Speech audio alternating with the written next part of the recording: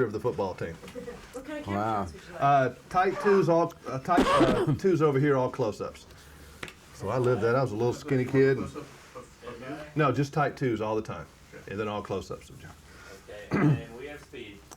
By the way, guys, I didn't get to know everybody, but I'll do that after this. Did you ever play football, or did you ever experience this firsthand? I've experienced coaches that had problems at different times. I remember there was a kid when I played. I used to swim. I played a little sandlot football before I got to high school. I was very good at it, and I wanted to play. And my dad didn't want me to play because he had an injury from football, and he didn't want me to go in the same route. But there was a father-son team that was when I was swimming. This poor young fellow, every day would get down to do laps in the pool during the season, and his father would stand there and scream at him all for the entire 2-hour period. And this guy was talented swimmer. He had a nice style and stuff like that. But I was the guy who was the #1 swimmer at that time in this little, this little tiny arena of this little club.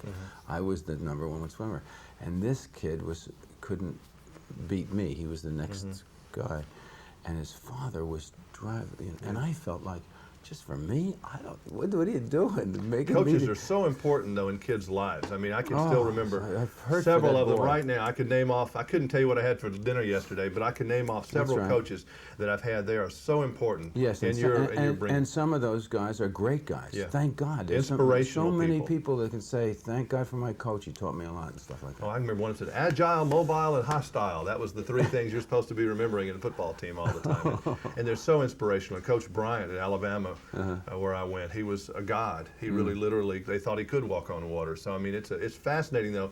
This is a religion in Texas, maybe other places too. But did you find that it was almost like a religion?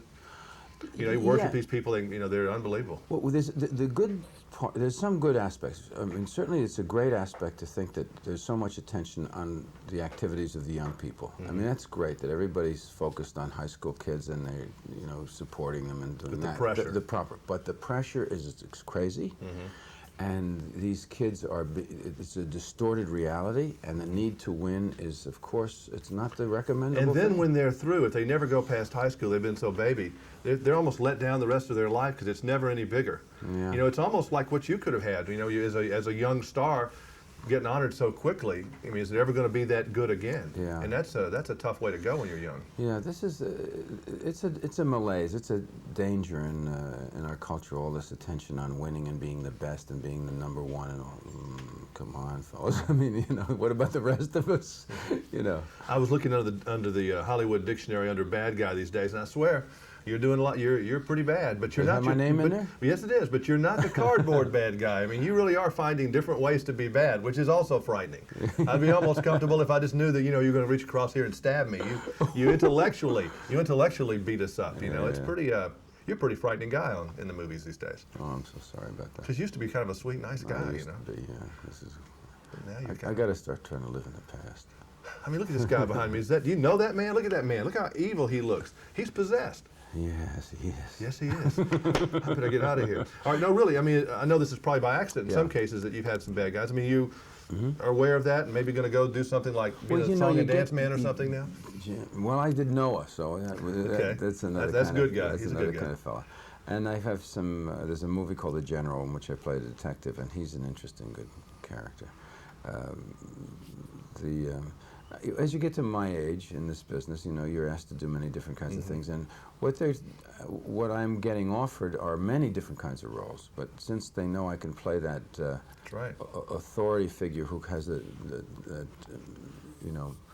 dark side, they know I can bring that energy and it creates suspense. It gives you. Hey, in my dreams, one of my energy. biggest fears right now is meeting Tommy Lee Jones, Christopher Walken, and Jon Voight in an alley.